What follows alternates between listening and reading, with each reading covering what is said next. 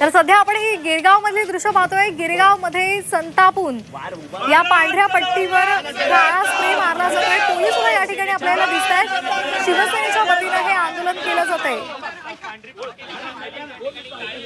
मनसेच्या वतीने माफ करा, मनसेच्या वतीने हे आंदोलन केलं जातंय। आपण ही दृश्य पाहतोय। मुंबईमध्ये पांढऱ्या पट्ट्यांना विरोध केला जातोय। गिरगाव मध्ये सुद्धा रस्त्यांवर पांढऱ्या पट्ट्या मारण्यात आलेल्या आहेत आणि त्यामुळे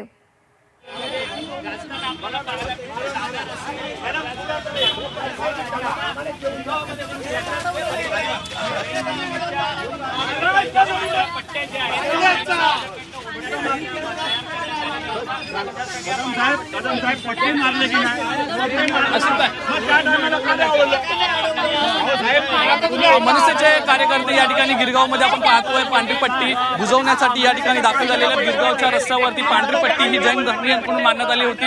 याला विरोध हा मनसेकडून करण्यात आलेला आहे। काल सुद्धा शिवसेना ठाकरे गटाच्या कार्यकर्त्यांनी या ठिकाणी काळा रंग मारला होता। मात्र यानंतर आता मनसेचे विभागाध्यक्ष दिनेश पुंडे या ठिकाणी आलेले आहेत आणि त्यांच्याकडून या ठिकाणी पांढऱ्या पट्टीवरती काळा करडा रंग या ठिकाणी मारला आहे। अगदी गिरगाव चौपाटीच्या बाजूला असलेला हा रस्ता आहे। मुंबईसह गिरगावमध्ये आता पांढऱ्या पट्टीचा वाद उफाळल्याचा पाहायला मिळतोय।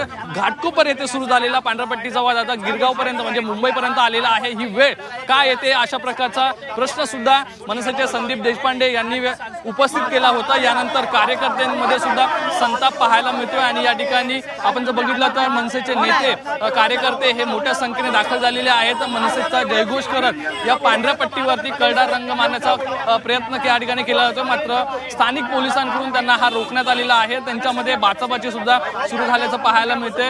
कार्यकर्त्यांना रंग मारू दिला जात नाहीये, त्यामुळे कार्यकर्ते सुद्धा आक्रमक झाले असून महानगरपालिकेचे कार्यकर्ते महानगरपालिकेचे कर्मचारी या ठिकाणी येत नाहीत, त्यांच्याकडून कारवाई होत नाही तोपर्यंत आम्ही अशी भूमिका घेणार अशा प्रकारे त्यांनी म्हटलेलं आहे। दिनेश पुंडे नक्की काय म्हणतात ते आपण पाहूया। सर, हे मुंबईचं विद्रुपीकरण जे चाललेलं आहे याला जबाबदार कोण आणि पोलीस यांच्यावर कारवाई करण्याऐवजी तुमच्यावरच करताय? याला सर्वस्वी जबाबदार ना प्रशासन आहे, कारण हे प्रशासन आहे ना जैन लोकांना विकलं गेलेलं आहे। हा माझा स्पष्ट आरोप आहे। हा इकडचा आमदार मंगलप्रभात लोढा हा जैन विकास मंत्री आहे। हे प्रशासन जैन लोकांना विकलं गेलंय आणि पोलिसांनी मुद्दाम जाणून बुजून याच्याकडे कानाडोळा करतायत। जेव्हा आम्ही मनसेवाले जेव्हा इथे काळा रंग मारायला आलो तेव्हा पोलीस आम्हाला अडवतात। मग ज्या वेळेला हा पांढरा पट्टा मारला या लोकांनी त्यावेळेला पोलिसांनी का नाही कारवाई केली? इथे सीसीटीव्ही आहेत, पोलिसांनी शोधायचं कोणी पट्टे मारलेत आणि गुन्हा दाखल करायचा त्याच्यावर।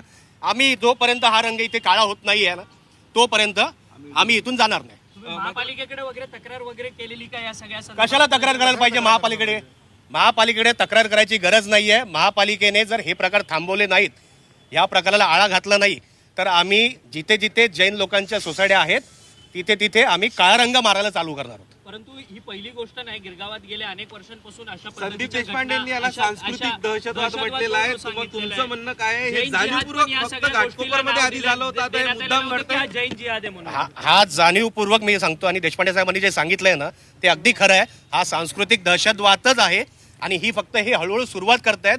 हे आपल्याला बघतायत आपल्या मराठी लोकांची ताकद किती आहे आजमावून घेत आहेत आणि आम्ही आमची ताकद आता दाखवू आणि जोपर्यंत महाराष्ट्र सैनिक आहे तोपर्यंत यांचे कुठले मनसुबे आम्ही पूर्ण होऊन देणार नाही। परंतु एकीकडे निलेशचंद्र मुनी जे त्यांचे काय धार्मिक गुरु आहेत ते म्हणतात की आम्ही सुद्धा बांगड्या घातलेल्या नाहीत, अशा पद्धतीने धमकावण्याचं कुठेतरी वक्तव्य त्यांच्याकडनं येतंय। बघूया ना त्यांनी बांगड्या घातल्यात नाही घातल्यात, त्यांनी समोर यावं महाराष्ट्र सैनिकांच्या, मग कोणी बांगड्या घातल्यात काय होतंय ते आम्हाला कळेल आणि मला वाटतं लवकरच आता त्यांच्याकडे बांगड्या पाठवायचीच वेळ आलेली आहे। हीच परिस्थिती महाराष्ट्रात चालू आहे। परंतु सातत्यानं जैन समाज एकीकडे आपण बोललो की अहिंसे